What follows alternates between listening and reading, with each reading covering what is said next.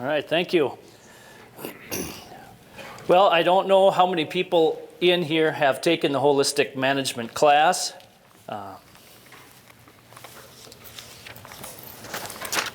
We've got pamphlets set out on the table out there, along with the grazing management booklets. Josh and Tara Dukart are who I took the class from, and they will be having a class on March 19th through the 21st at the Minokan Farm. They're giving a really good deal for people. The Soil Conservation is providing facilities and doing that kind of thing. So that's where you would learn about all of the cycles, different things we're going to get into today, the different questions and how they work. He's an actual holistic management teacher, and that's where you can really bear down and get into the nitty-gritty of how this all works. I'm just going to be going over the 7 testing questions and kind of working that way. So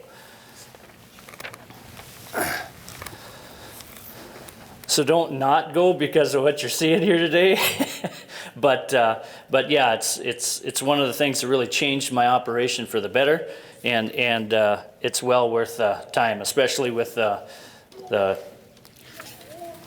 lower rates that you're able to get through the grazing lands and Soil Conservation District. I guess first thing I need to talk about here is, well, I'm going to do a little demonstration first, and Jaden here was going to help me out. So Jaden, would you mind coming up? All right. Oh, it's coming apart here. Okay, Jaden, I want you to just stand here. Now, here's the rules. You can only take 5 steps. All right? You can only take 5 steps, and this is just a demonstration, but I want you all to understand what I'm getting at here, and it'll make more sense in a little bit. Okay, go. Okay, now, why did you go that way? Because I'm going back to my seat. Okay, because you want to get out of here. Okay, come back again. Now, the second thing I'm going to do is say, okay, you can take 5 steps, but I'm really thirsty. Okay? So that changes your plan, changes what you want to do. You actually want to help me. You didn't go, well, that's your problem, not mine. So that would have changed the direction that you would have walked, right? Okay? Now, one of the first things we talk about in the 7 questions, you can sit down. Thank you very much, I appreciate it. Okay. One of the first things we talk about in our 7 questions is why do we even have the 7 questions? And it's to better decisions for our family lives and our land. See if that works. Cause and effect is the very first question we have. All right? So what is actually making or causing the problem that we have? This part right here is making us understand that we don't want to fix a symptom, we want to fix the problem. We want to fix the cause of our problem, not the symptoms of it. Now, the thing about it is when I had Jaden up here, I told him to do something, but he didn't know where to go. So he made up his own mind, but once he found out that there was a problem he needed to fix, that would have changed the direction he wants to go. So before we even get into the questions of cause and effect, we need to get into the holistic management idea of context. The context is often I'll just read it here so that you all understand it. When I started, it was called a holistic goal. That's the old school version. And now they're calling it a holistic context. It's our plan for a future outlook is what we're trying to do. The holistic context starts with an expression of how you want your life in the whole you are managing. Okay? So you need to understand where you're at and where you want to go, and then describe the environment and the behaviors that will sustain that quality of life for your future generations. Okay? So just a simple thing to ask yourself, and the holistic context. This is just a real general, easy one, is I want my ranch to be profitable, healthy, with land, people, and environment for future generations. That's just kind of a skeleton of a holistic context. Okay, on your own farms, you'll say, I want this, you know, and be able to put that kind of a framework or context to your own land and your own situation. So each person has their own holistic context. That's just kind of a beginning base to start from. The idea of these testing questions then is to solidify your plan or your actions to get you moving towards your goal. Just like in the demonstration here, if you don't know what you're doing or where you're going, you don't even know how to take that first step, much less the continuing on of steps. So we first need to have a holistic goal or a plan before we can even ask the 7 questions. So we'll move on to the cause and effect. Cause and effect is, first thing it does is it dictates that you don't do anything until you know what the cause of the problem is instead of a solution. So in other words, you want to ask yourself 5 times, why is this happening? Why is this happening? The big thing or the big example in the books are, you don't go and take aspirin because you have a headache if someone keeps hitting you in the head with a hammer. You got to get the guy to stop hitting you in the head with a hammer before you take the aspirin to get your head, you know, to get over the problem there.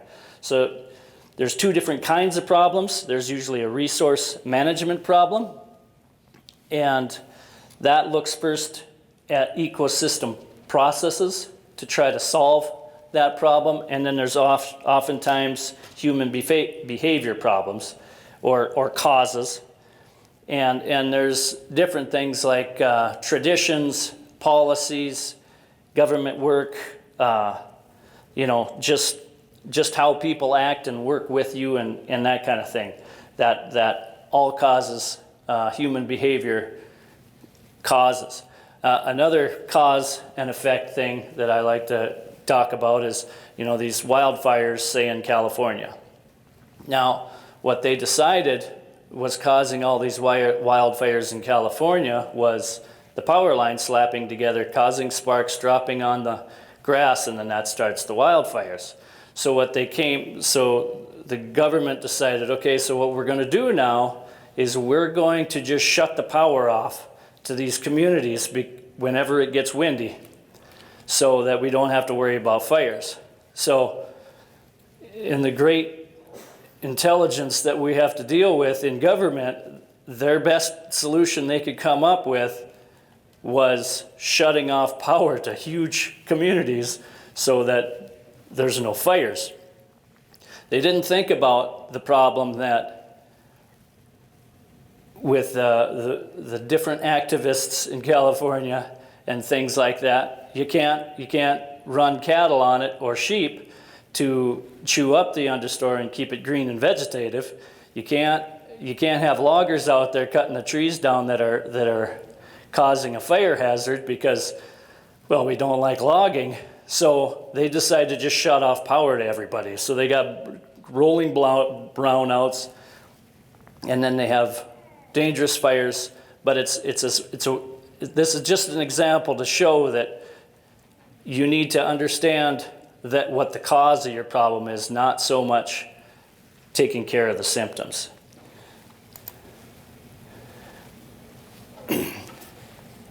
And that's pretty much what I talked about. You really want to make sure that you're addressing the cause, not the symptoms. You don't want to, another example is you don't want to just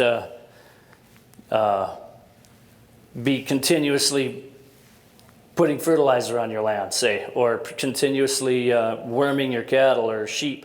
That's a big thing with the sheep industry, is they're always worming, and it's a big thing to try to have different wormers all the time, just because you're attacking it differently. Well, pretty soon, it would be easier to move the sheep to different pastures so that they're not getting the worm load than it would be to continually be putting chemical in your sheep.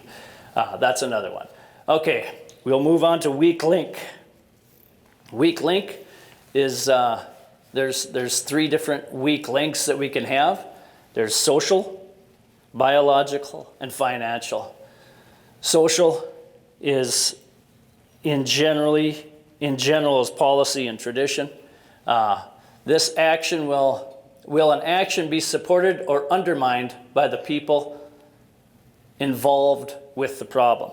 Now, oftentimes the weak link, one of the demonstrations is he was trying to, Alan Savory was trying to clear land.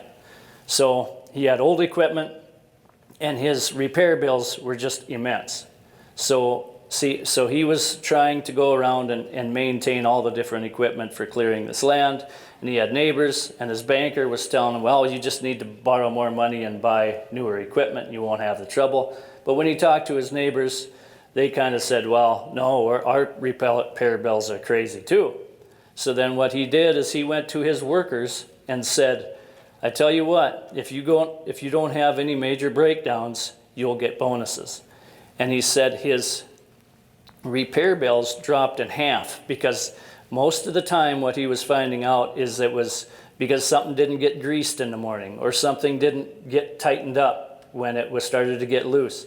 And by having the operators work with you as opposed to for you, he was able to give them a bonus, and by giving them the bonus, he was saving himself far much more money by having them watch out for him. So that's a type of a social thing. He could have went in there and said, if you don't get this thing, you're fired, and that would have been fighting against you, you know. So that's how a social weak link works. Biological, what we want to do, and that works kind of both ways, does the action address the weakest point in the cycle of the organism? Now, one of the perfect things that I like to deal with is I'm trying to raise calves. Raise cattle, excuse me. The weakest point in a cow's life or a calf's life is right when they're being born. So I've got two choices. I can build really big barns and keep them warm and keep them bedded down, and I can calve whenever I want to, which is a pretty high expense, or I can wait till May when it is warm and they can calve out on green grass and they can be moved around, and so their disease load doesn't get high. Both of those are different solutions to the same problem of protecting a weak calf or a calf when it's at its weakest point in its life cycle. The opposite is also true. When is say a face fly, it's weakest. Okay, it's weakest when it's in the larval stage in the cow pad. So how can you attack that? Well, if you can keep the chemicals out of your system and the dung beetles, they will go into that cow pat and actually look for those larvae and eat those larvae, and then you don't have the problem. Plus, if you're moving cattle from one pasture to another, that face fly needs to be within a quarter of a mile before it causes problems. So as long as you're moving your cattle within 7 days, you don't have that problem. So you're busting that cycle for the insect right when it's at its weakest. So you can both attack it or help it biologically with your weak link. And then there's financial. Everyone likes their financial troubles. Okay, and that's often, does it strengthen the weakest point of your production? You know, there's many times, there's three different things for your financial. There's resource conversion, there's product, and there's marketing. Now, I'm not sure if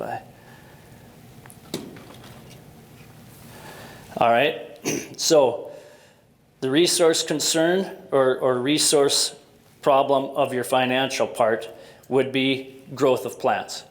growth of, say you're trying to raise wheat, you're going to be growing plants.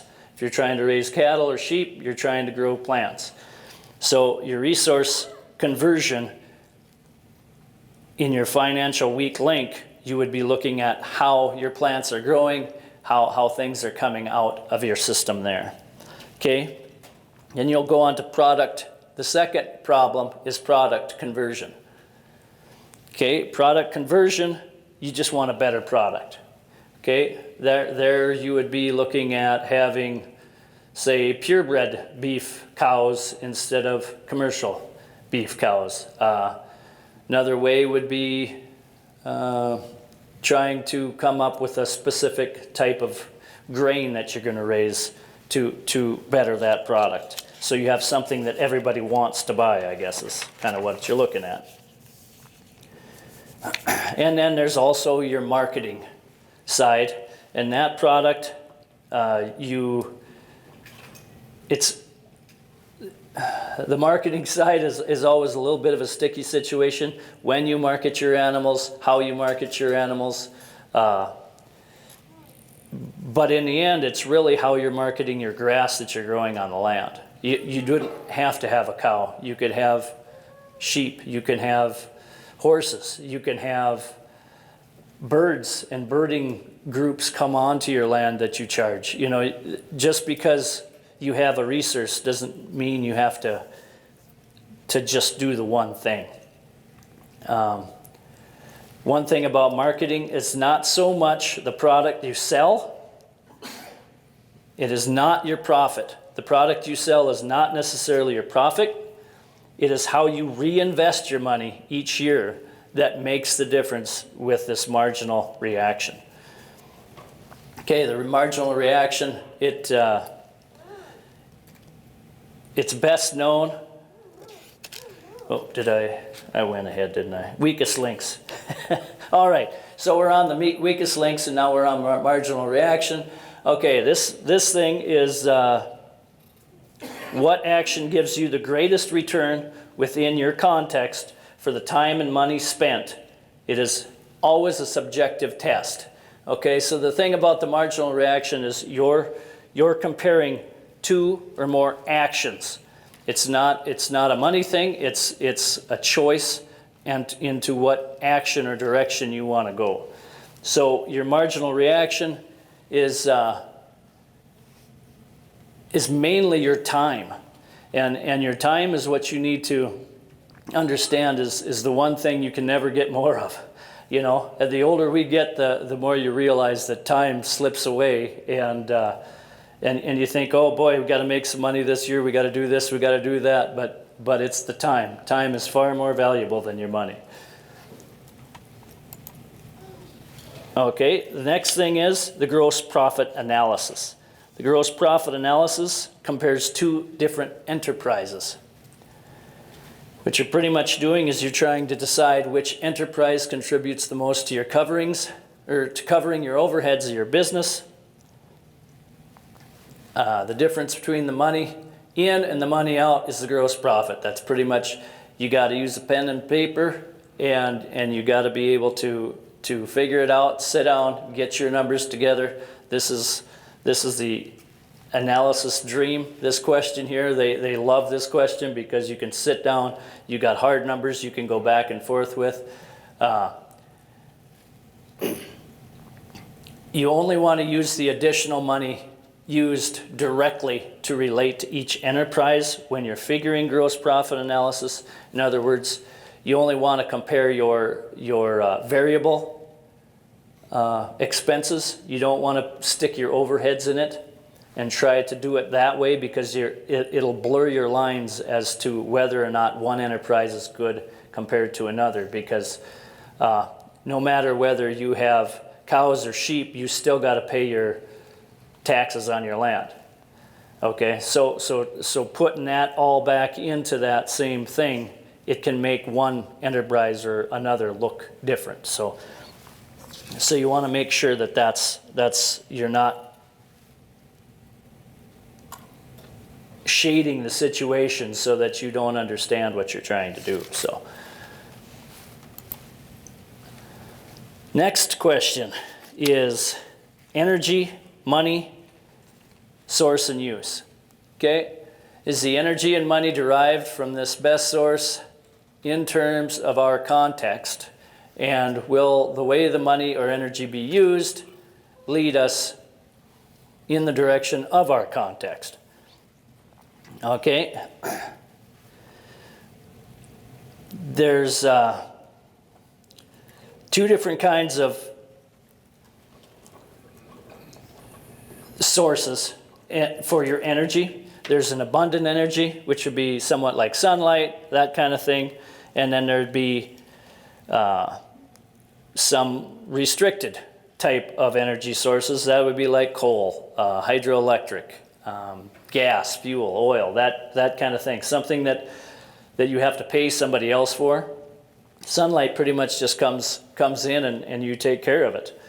And there's also different sources of money. There's internal money, which is best if you don't need to consider, the sources of money are internal and external. Internal is your own savings, and having control over your own money and making your own decisions with your own money is a lot different than trying to borrow money from a banker or someone else, because oftentimes they care more about their money than they care about your operation. And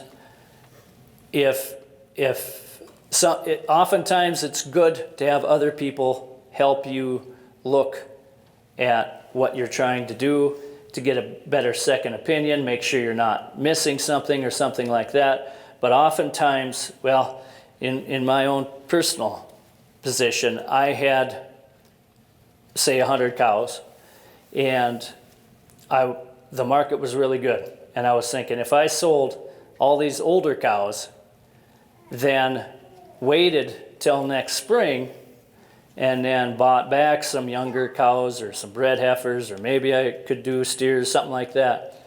But I had a loan against 100 cows. Well, if I sold 50 cows, they didn't have their what's the word I'm looking for? They didn't have their collateral. Thank you very much. They didn't have their collateral. So they wouldn't let me do it. I could not sell my cows because they didn't have their collateral, because in my plan that I showed them, they had 100 cows on their balance sheet. Oftentimes, and especially in situations like what we're getting into now where the cattle prices are really high, that collateral, they'll give you money, all kinds of money, when cows are high like this. And you got all kinds of collateral. So you buy a $3,000 cow, and in 2 years she's worth $1,000. Then all of a sudden their collateral is a third of what it is, and they go, well, boy, you're just not doing very good. Well, you just changed the numbers, and it's not your fault. It's not really their fault, but all of a sudden they don't have the collateral. Well, now we need your land. Now we need your equipment. All of a sudden that turns into a negative spiral just because you're trying to use outside money rather than inside money. So that's a long story over something that we really got to watch out for. So now where did I go? Okay, there's internal money. And the thing about internal money is especially with the holistic management, is that oftentimes they say to consider your opportunity costs. Consider your opportunity costs. Well, you don't need to consider opportunity costs in the holistic management context, because we're constantly, especially with these 7 questions, we're constantly checking to determine where your money gives you the best return. So we don't need to sit and worry about opportunity costs, because every time we're going to spend something, we want to know exactly what is going to give us our greatest return, no matter what. So opportunity cost is just automatically figured into that. Oftentimes too, another thing about external money is a lot of times there's a lot of government programs out there. Government programs are good, but there's always strings attached. I don't know how many times I've wanted to start doing something, and it's like, okay, in 6 months we'll have that paperwork done, and I'm like, well, you know, I want to get a well in this year, and if I don't get my name started on the well driller's line, I'm not even going to probably get it this year. Well, if you start doing it, we can't give you the money. Well, so you can't get your name on that, you know, so it's kind of a catch-22. Is that really worth it if you have all these strings attached? The other thing about government money is that's money that's stolen from other taxpayers. So you can kind of feel however you want to. You know, government isn't going to spend the money in a decent place anyway, so it may as well come to you. But it's also not really yours either. So, all right.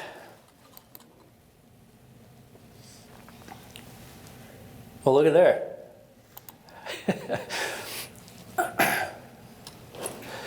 The other thing about it is patterns of use. Will the use help you get towards your goals?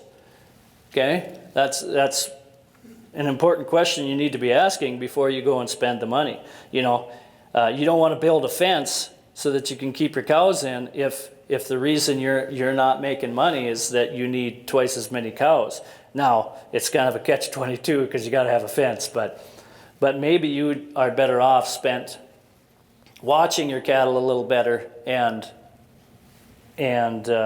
just getting the more cows, because the more cows is going to give you that money quicker and help you cash flow better this year. Is the money use consumptive with no lasting effect? Now that is important too, because you don't want to be spending something on something that you know you're going to have to pay for every single year, year in and year out. Sometimes you understand that, and that's fine. You just keep on going, but you need to understand that that's a bill you're going to have to pay. Simple one is, should you get cable television? Okay, yeah, I can watch a lot more neater shows and stuff like that, but guess what? That's a $100 bill or a $150 bill or whatever. Every single month, you're spending that no matter what. Whether you watch it or not, or whether it's even good, you know, it's one of those things. Is it cyclical or repetitive? Oftentimes you can buy something that is cyclical or repetitive, and that would be, for example, polywire and reels. You're using them over and over again. Yes, they do wear out. Yes, you get to sometimes use it over and over, but actually you can use that product over and over. You're not spending your money over and over, but you do have that as an expense. And the last thing is it addictive? Once it starts, you can't stop. A lot of times they use parasite control again for that situation, you know, parasite control, fertilizers, different things like that. They try to get you hooked on something like that when maybe you should group up your cattle better, and you'll get more urine and manure and fertilizer on that land, and you'll be able to increase your production on that land just by animal, and animals are what you're selling. So that's how you can do it, you know. So a lot of times you don't need to spend that money if you are looking for a proper way of doing it. Okay, sustainability. That's the 6th of our 7 questions, so there is an end.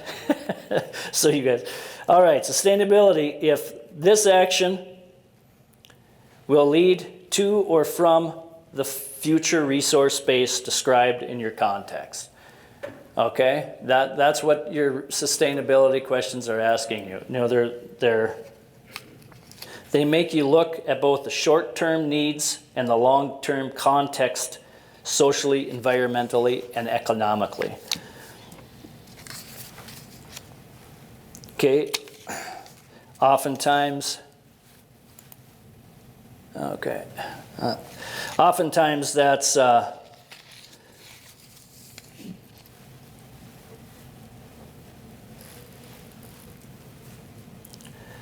we can kind of divide that into behaviors and environment.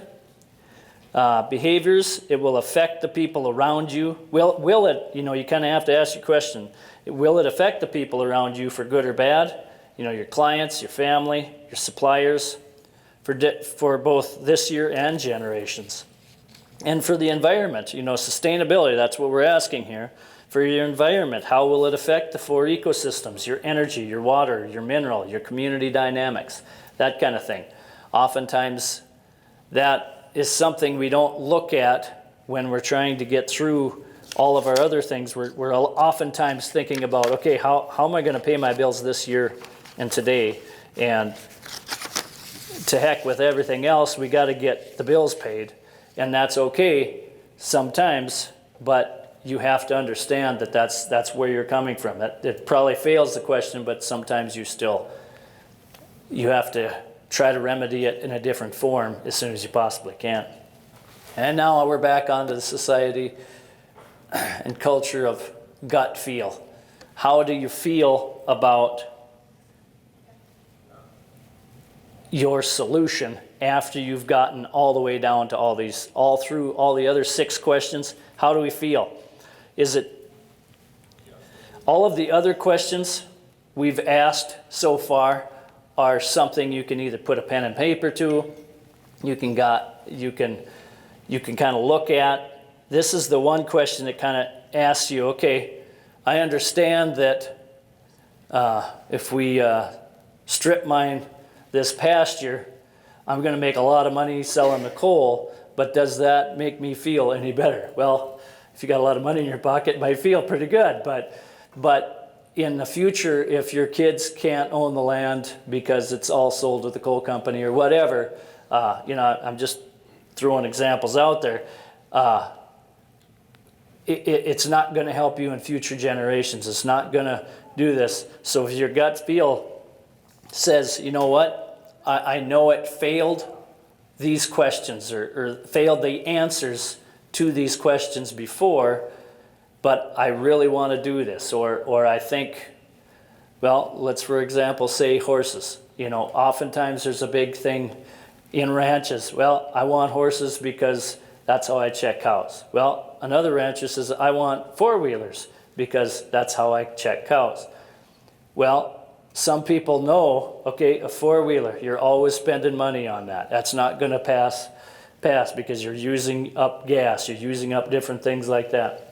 Okay, well, horses use up feed. It's taking feed away from a project, but you and your wife and kids just love riding horse. It's been part of a thing. So you just go, okay, yeah, it has failed a few of these questions, but I like to ride horse. So gut feel passes it, you do it anyway, sort of thing like that. So that's kind of how you run yourself through these 7 questions to help you. But again, like I need to say, is you kind of have to start out with having a plan and having a context and setting that up so you understand what you're trying to do. So if there are any questions, and this is the newer version. I've got the old version, which is just words. Well, and I guess that is too, but that's the decision action funnel, I guess is what they're calling it. So it's testing, question, or decision action funnel is what you're running them through. So you got your root cause, weak link, comparing options, gross profit analysis, input analysis, vision analysis, and gut check. So a little bit different wording, but pretty much the same thing. Is there any questions? How do you determine who's in your toolbox for certain decisions and your family? Because I know you also have your brother and dad still, I think they're on the farming side and you're more the cattle. How do you determine your toolbox and who sits down in these meetings, or how do you structure them? That's a good question. That kind of gets you into the different aspects of the holistic management. But yeah, that's an incredibly important part, is who actually is making the decisions. Oftentimes we talk about having the largest area, everybody, people that sell you fertilizer, the seed guys, your banker. I guess I try to determine what is going to affect everybody. You can get as tight or as wide as you want to get. Everybody personally probably has their own decision action funnel, right?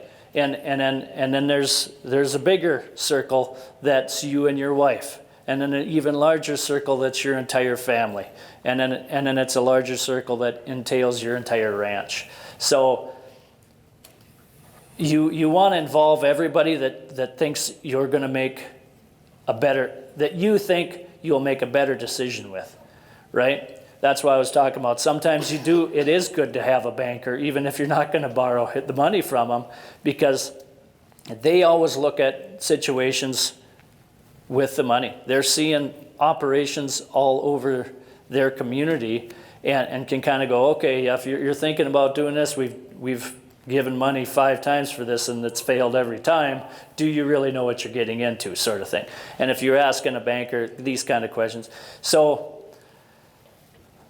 it depends is the real answer, but it kind of what you feel safest about. But I guess where I go is you always ask your wife, and then you can start to go from there. I try to get several opinions. Try to get as many opinions as you can. The more information you have, the better decision you have. You know, my mom always said if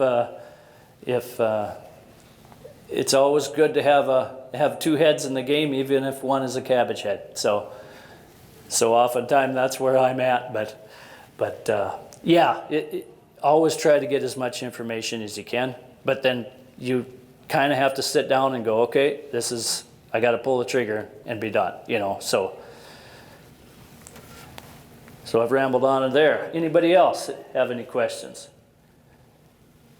How much time do we have left? 5 minutes. 5 minutes.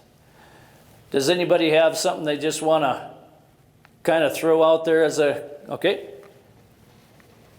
So I find it really easy to, in the busyness of life, to Go through all 7. kind of set these things aside and just fall back into complacency. Yes. How do you prevent doing that?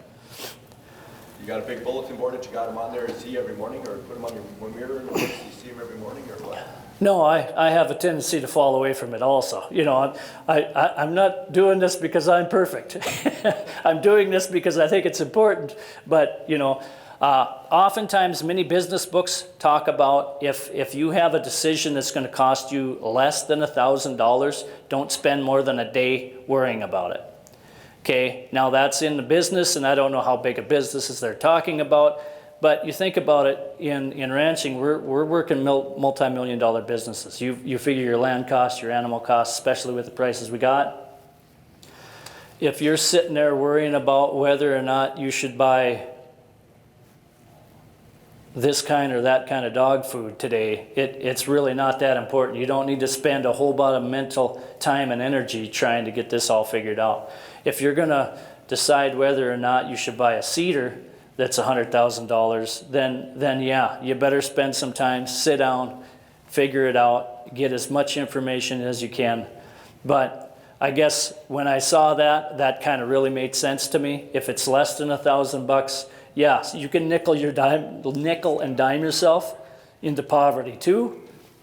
But I believe that the bigger problems, you need to really concentrate and sit down and run them through these questions.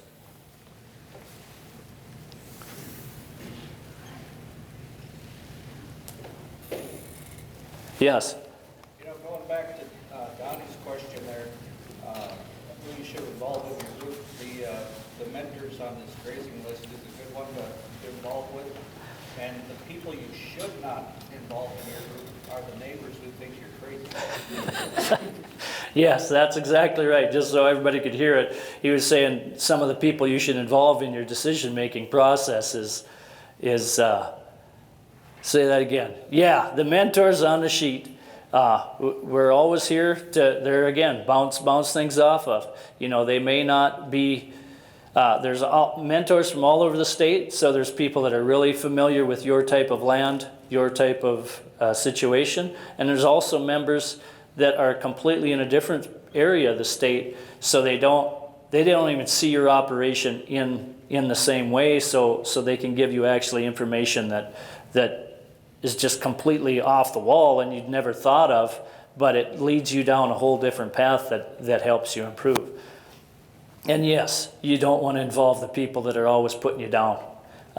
There's enough hard things in this world. We don't need to have negative Nellies yelling at you all the time saying you can't do something, because the only way you can't do something is if you think you can't. Yes? Yeah, when he brings up a point of like don't involve your neighbors, I guess the question that I have is this a relatively new way of thinking? Is this a modified version of a previous way of thinking? Like how close to standard practice is this becoming at this point? I think it's quite a ways from standard thinking. It's been around for, 40, 50 years. It's based on military. It's based on the military protocols. So it's based on having a lot of people seeing problems and getting them all working in the same direction. And that's really highly why the holistic goal and context is important also, because if you don't have a why and you don't know where you're going, it sure doesn't pay to take a step in that direction or throw money at it, because if you don't know where you're going to go, you may as well just stay right there. Now, I'm not saying don't do anything. What I'm saying is know what your problem is and define it before you start. Yes, sir. David, I think it pays to make clear that this isn't something that happens overnight. I mean, I took the class years ago, and I've read the book Holistic Management or listened to the audio book half a dozen times. Every other year I do it again. It's not something you pick up and do tomorrow. This is a lifelong learning thing. Yes. Yeah. Like you said, just so everyone can hear it, it's a lifelong learning thing. This gentleman's read the book several times. There's a lot in there. Every time you read it, you get something else. I've listened to it too. It's on Audible and the different things like that. So yeah, you can listen to it, you can read it. You pull something out of it all the time. Yeah, and this is a lifelong thing. The more you do it, the easier it is. It kind of works through your system, but I find too that the biggest thing is getting your team together and knowing what your team is, and the easiest answer for that is it's your family. Get your kids involved so they have buy-in. Get your wife involved so that she has buy-in. Everybody that has buy-in is going to work and help you achieve your goals much better than saying, this is what we're doing today, and, well, I wanted to go play basketball, or I wanted to go do this. Well, then you don't have the buy-in. So you got to have your goals, your line, and head towards it. So that's it. Very much what I agree with what you're saying, though. This is kind of a life course, and it teaches you to manage in a completely different way. So if you have the opportunity, that'd be a great class to go to, and it's on the 19th through the 21st. This in March here. So, any other questions?